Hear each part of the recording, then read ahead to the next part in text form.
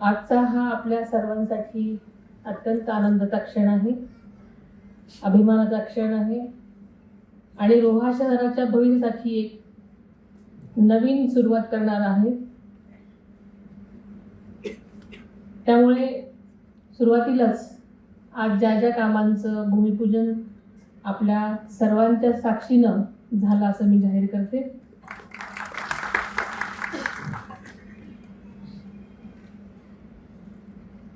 आपल्या सर्वांचे आराध्य दैवत छत्रपती शिवाजी महाराज, स्वराज्य रक्षक संभाजी महाराज, स्वराज्य जननी जिजामाई, तसेच क्रांतिज्योती ज्योतिराव फुले, क्रांतिसूर्य ज्योतिराव फुले, क्रांतिज्योती सावित्रीबाई फुले, राज्यरत्न शिल्पकार बाबासाहेब आंबेडकर, तसेच सर्वच महामानवांना मी वंदन करते. आदरणीय अजितदादांना आदरांजली वाहते. आज रोह्यामध्ये येण्याच्या पूर्वी तटकरे साहेबांनी मला या कार्यक्रमासाठी बोलवलं. त्यांचाही जेव्हा फोन आला तेव्हा ते म्हणाले की वहिनी, आजपर्यंत आम्ही अजितदादांशिवाय एकही कार्यक्रम केला नाही आणि तुम्हाला यायला लागली.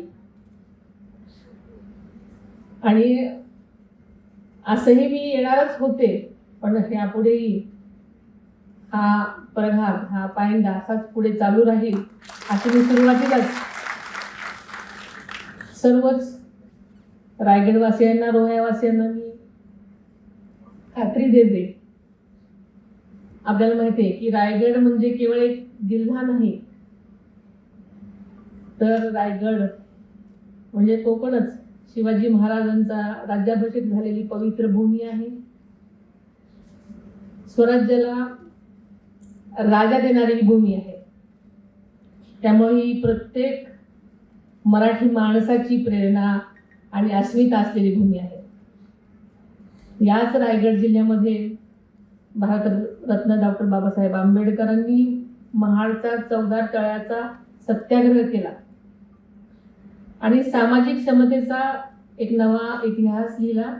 यंदा त्या सत्याग्रहाचे शताब्दी वर्ष हे आपल्या सगळ्यांना माहिती आहे. कारण हे आपण विसरून चालणार नाही. कारण समता, स्वाभिमान आणि सामाजिक न्यायाचा संदेश देणाऱ्या या महामानवाला मी मनापासून विनम्र अभिवादन करते. कोकण म्हणजे साक्षात देवभूमी, निसर्गाने भरभरून दान दिलेली ही भूमी आणि कष्टाळू माणसानं घडवलेली ही भूमी आहे. आदरणीय दादांचं कोकणावर जास्त प्रेम होतं, म्हणजे विशेष म्हणायला हरकत नाही. कोकणातला माणूस हा साधा आहे, प्रामाणिक आहे, मेहनती आहे आणि म्हणूनच कोकणचा विकास हा महाराष्ट्राच्या विकासाचा कडा आहे.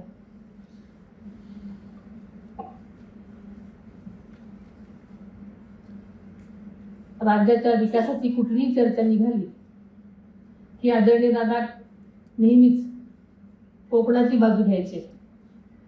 इथला शेतकरी, मच्छीमार बांधव, युवक युवती आणि कोकणी संस्कृती या साऱ्यांविषयी त्यांच्या मनात अपार जिव्हाळा होता आणि खरोखरच ते मनापासून होतं. कारण कोकणात कधी तटकरे साहेबांनी सांगितलं किंवा कुठल्याही लोकांनी सांगितलं तरी ते नेहमीच कोकणात यायला तयार असतात. त्यांचं निसर्गावर जास्त प्रेम असल्यामुळं कोकणावर आणि तिथल्या लोकांवर जास्ती प्रेम होतं.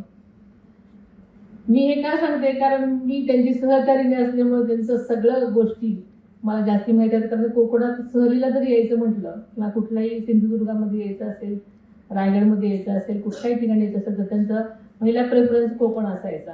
म्हणजे आम्ही गोव्यालाही जायचो, पण कोकणात अजून जास्त त्यांना असं यावंच वाटायचं की ही लोक त्यांना आवडायची.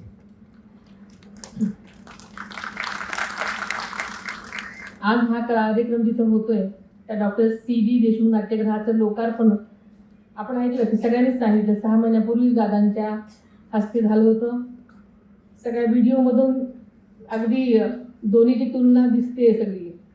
आणि एकही कार्यक्रम किंवा एकही क्षण, जसं तटकरे साहेब म्हणाले की दादांशिवाय जात नाही, तसा आपल्या सगळ्यांच्या जीवनामध्ये तो प्रसंग आहे. कारण दादांनी इतकी कामं सगळीकडेच केलेली आहेत, इतक्या गोष्टी संबंध महाराष्ट्रभर केलेल्या आहेत की कुठलीच गोष्ट दादांशिवाय किंवा दादांची आठवण झाल्याशिवाय पुढे जात नाही.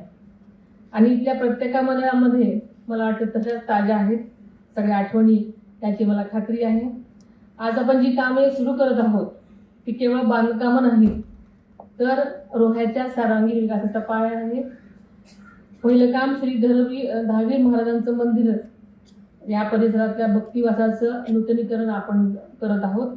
हे देवस्थान म्हणजे रोह्याचं आराध्य दैवत, लाखो भाविकांची श्रद्धा इथे जोडलेली आहे. भक्तिवासाचं रंगकाम, स्वच्छतागृह, पिण्याच्या पाण्याची व्यवस्था, प्रकाश योजना, सगळ्या मूलभूत सुविधा नव्याने उभ्या राहणार आहेत. भाविकांना स्वच्छ आणि सुरक्षित आणि सुसज्ज वातावरण मिळावं हाच यामागचा हेतू आहे. कारण प्रत्येक ठिकाणी जेव्हा मी गेले तिथे आम्हाला तिथल्या नकाशा दाखवण्यात आलं, त्यामुळे ह्या सगळ्या गोष्टी अतिशय चांगल्या प्रकारे करण्यात येणार आहेत. दुसरं काम म्हणजे कुंडलिका नदीच्या काठावरील पूर संरक्षक भिंत. कुंडलिका ही रोह्याची जीवनवाहिनी आहे, पण पावसाळ्यात तिचं रुद्र स्वरूप धारण होताना आपण सगळ्यांनी पाहिलेलं आहे. आणि म्हणूनच नागरी वस्त्यांना धोका निर्माण होतो, जीवनामध्ये खूपच अडचण होते. या भिंतीमुळे वस्त्या सुरक्षित राहतील, जमिनीची धूप थांबेल आणि नदीकाठी स्वच्छ राहील. या सगळ्यांच्या नियोजनामध्ये यामुळे त्याचं काम केलेलं आहे. तिसरं काम आहे कुंडलिका नदी संवर्धन गार्डनमध्ये, जे की आपण अतिशय सुंदररित्या शिवसृष्टी शिल्प, छत्रपती शिवाजी महाराजांच्या शौर्याचं आणि स्वराज्याच्या संकल्पनेचे हे प्रतीक मुंबईच्या प्रसिद्ध सर जे स्कूल ऑफ आर्टच्या विद्यार्थ्यांनी आणि शिक्षकांनी साकारलं आहे. हे केवळ शिल्प नाही, येणाऱ्या पिढ्यांसाठी एक प्रेरणास्थान असणार आहे. आणि चौथं काम म्हणजे खाऊ गल्ली. कोकणची खाद्य संस्कृती ही कोकणची स्वतंत्र ओळख आहे. सोलकढी, उकडीचे मोदक, नारळ तांदळाचे पदार्थ, मासळीचे पदार्थ, तसेच आंबा आणि फणसाचे विविध, अलीकडे नवीनच वेफर्स वगैरे निघालेले आहेत, त्यांच्या पापड्या निघालेल्या आहेत. त्या सगळी अस्सल कोकणीचं वाता पर्यटकांना मिळणार आहे आणि चाखायला मिळणार आहे. या माध्यमातून स्थानिक तरुणांना, माता भगिनींना, बचत गटांच्या आपल्या महिला भगिनींना अतिशय चांगला रोजगार मिळणार आहे आणि त्यामुळे स्थानिक अर्थव्यवस्थेला नक्कीच बळ मिळणार आहे. स्वर्गीय दत्ताजीराव तटकरे ब्लड बँकेचे आधुनिकीकरण करण्याचा देखील शुभारंभ आज आपण केला आणि ही ब्लड बँक अशी एक स्वतंत्र महाराष्ट्रातली पहिलीच ब्लड बँक आहे, याचं नक्कीच आपल्या सर्वांना कौतुक आहे. विकास म्हणजे फक्त सिमेंटच्या इमारती किंवा रुंद रस्ते एवढाच नाही, तर सामान्य माणसाच्या जगण्यामध्ये कसा फरक पडेल हा आहे. श्रद्धा, संस्कृती, पर्यावरण, पर्यटन आणि रोजगार या सर्वांचाच समतोल साधणारा विकास घडवणं हीच आमची भूमिका आहे. आणि याच भूमिकेतून ही आजची सर्व कामं सुरू आहेत. या कामांसाठी सातत्याने पाठपुरावा करणारे खासदार आपले सुनीलजी तटकरे साहेब, मंत्रिमंडळातील माझी सहकारी आणि इथली लोकप्रतिनिधी आमची आदिती, रोहा अष्टमी नगरपालिकेचे नगराध्यक्षाच आणि सर्व त्यांचे सहकारी, अधिकारी आणि कर्मचारी, या सर्वांचं मी मनापासून अभिनंदन करते. या निमित्ताने आदिती खरं तर माझी मुलगी म्हणूनच रोहा आणि रायगड जिल्ह्यावर माझं पहिलं लक्ष असेल ही मी ग्वाही देते. कारण आदिती किंवा तटकरे साहेब,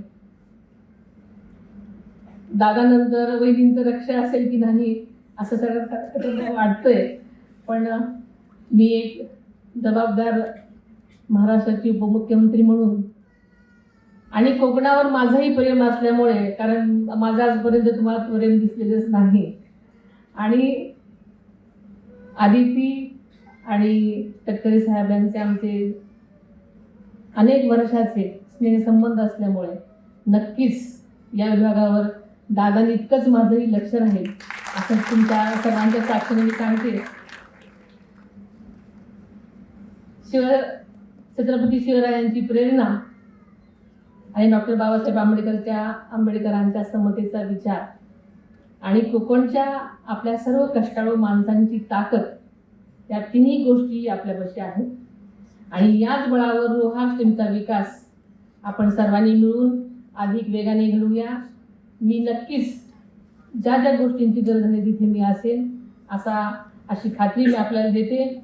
आपण सर्वांनी मला या कार्यक्रमासाठी बोलवणं अतिशय मनोभावे, आदरणीय दादांसारखाच एकही गोष्ट कमी न पडेल याची